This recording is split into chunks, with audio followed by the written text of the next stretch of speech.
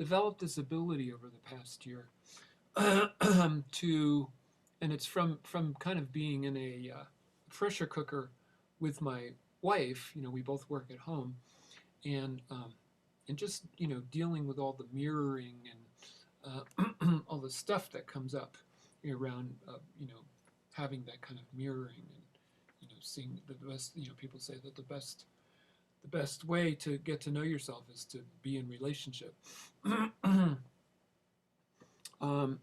So this ability to what I call drop to the bottom, and what that is that in relationship, when we're getting mirrored so much, there is the opportunity, there is what comes into awareness is all the ways that I'm resisting, the places in myself that I'm not really owning, that I'm kind of like choosing a narrower version of myself rather than going into these places. And I've over the last year, I've realized that it's first of all, it's an opportunity for growth, and it's really kind of turns out to be easier to just go through that. And I'm not saying that there isn't any pain involved, and it doesn't require courage, and you're not forced to see parts of yourself that you'd rather not see. But in the long run, it's actually it's I don't know. I think it's more enjoyable than to live small and just say, no, I'm just going to be this part, and I don't want to deal with that, and I want I don't want to open up into all of who I am. So anyway, that's how it came about, and so now I'm going to share my screen and show you this chart. This is the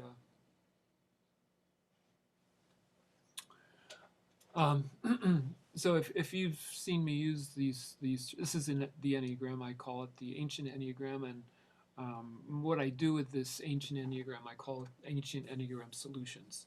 It's a way of looking at issues in life, and gaining some insight. So the first thing, like always with these ancient Enneagrams, the first thing I do is I look at the triangle. I look at the polarity, and in this case, the polarity is between wholeness and ego. And ego, ego is such an overused word. So I just want to define what I mean by ego. Ego it's like the operating system, and of the human body, and for the most part, ego it's an operating system that's limited to the body and the consciousness around the body, and not anything much broader than that. Or if it goes broader, it's more kind of entertainment. But when when push comes to shove, it really comes down to how do I protect myself? How do I survive? So that's the polarity. And the third element here is surrender. Now, when I use the word surrender, I don't mean just like, oh, I'm going to just surrender. I'm just going to like give it all up. I don't mean that at all. I mean, I mean something very specific, and very specific in the moment. So in other words, if I'm having some interaction with my wife, and I realize that the way she is being is it seems kind of frivolous to me. um, and what it brings up in me, it brings up this kind of irritation and judgment, and so if I actually like, okay, here it is in me, breathe into it, and Tong Lin is an excellent way of, in the moment, just like owning the parts of ourselves that we are resisting or defending, resisting or defending.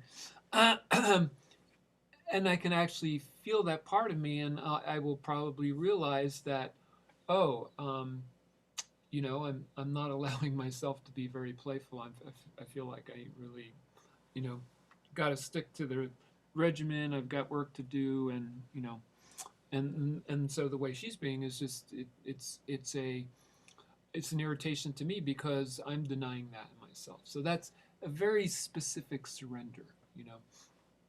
Um, so in this in the ancient enneagram here, there, we have these points on the triangle, and actually this so the ego is actually these are the ways that the ego are being defined in this case, which is resistance, which is that's what's happening inside me. I'm resisting these parts of myself, right?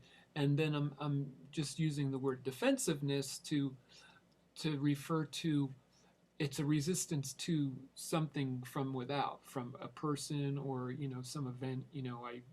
Maybe I break a dish when I'm doing dishes, and that's it kind of cues into something that's inside of myself that I need that I'm denying, and so I need to surrender to I need to surrender to that thing that I'm resisting. So there's the ego, and then the surrender here is actually being defined by this point 4 and point 5, and in this case vulnerability. So when I actually stop projecting out that there's something in the world that that my wife is like, she's just she's too flighty, um, that I have to become vulnerable in myself, that it's not out there, it's actually right here, and I've got to accept this thing that's in myself.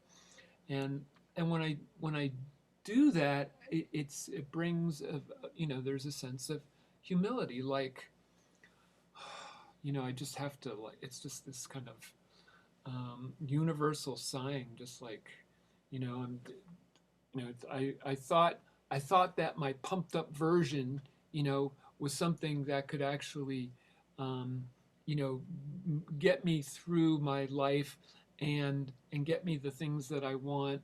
And um, and when we come up against how what's inside of us is limiting what's happening outside, it is humbling. It's just like there's a settling, a dropping into the wholeness of what I am.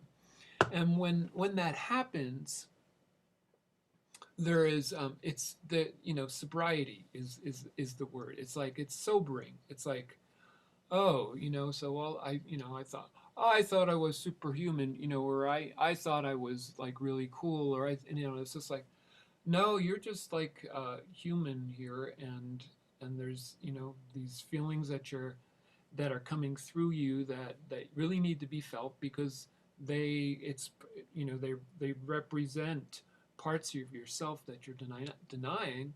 And but what happens when we do that, when we drop in and we allow these things that are trying to be um, to exist, that we're our ego is trying to, like, um, reject, not have exist.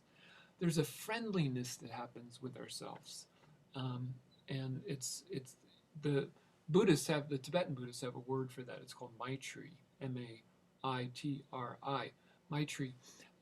But that when you have a friendliness to those things in yourself, then you have a friendliness to those things in others. So that it's a friendliness with the world. Um, so yeah, that's the basic chart there. So I'm going to stop my share, and uh, so so how does this relate to the ultimate shadow? Um, so as what I was realizing in this when I was sitting with this group was that, oh, and when I really drop down, like what's there when if I just keep dropping into my wholeness, um, which I realized um, was a pretty cool realization, was that my I didn't realize it then. I realized it during the week, that my wholeness is actually it's something that can't be broken. It's like it is my wholeness is a collection of all my brokenness. But when I don't identify with all the pieces of my brokenness and identify with the whole with my wholeness, then it's not broken. It's like, oh, it's the whole thing. It's right here, and it's only when I'm like looking from this part to this part, you know, that it appears to be broken. But when I actually, you know, allow and drop into my wholeness, what like what when I if I go all the way down to the bottom, what's there? What's the bedrock? And it's like, so there's all these things that I don't want to face in myself. Um, there's the one definition of that in psychology is it's shadow. It's the unknown parts of ourselves that we don't want to face, and so it becomes shadow. It becomes something that's operating, but it's not, we're not aware of it, you know. And so, you know, if we drop down all the way, what do we get to? Which is, what is the thing that is keeping us from being, all of who we are, or and for me, that would be the entire universe, because I do feel like human beings are like the one species on this planet that has the ability to identify with everything, with the whole universe. And so what is that thing that's keeping us from that ultimate wholeness? And it's the ultimate shadow. And what I mean, I think I'm not. I think this can be different, for everyone. I think it could be a sense of worthlessness. That when you get so, when you drop all sense of self and any kind of puffed upness, any kind of like competence, or um, it's like we just get down to um, this level of worthlessness. But what's below that level of worthlessness, which is if we're the whole universe, then it's like, of course we have worth. And so it's that ultimate shadow, that ultimate shadow um, that is that is what we're headed towards. And what it's blocking is the absolute, basically the that from which everything comes. Yeah. So that's the basic idea. That's why I've called it the ultimate shadow. And you could subtitle it uh, dropping to the bottom. And so I encourage you to become aware of those things that you're resisting in yourself, or that you find you're defending, from some external prompt, like a person or an event. And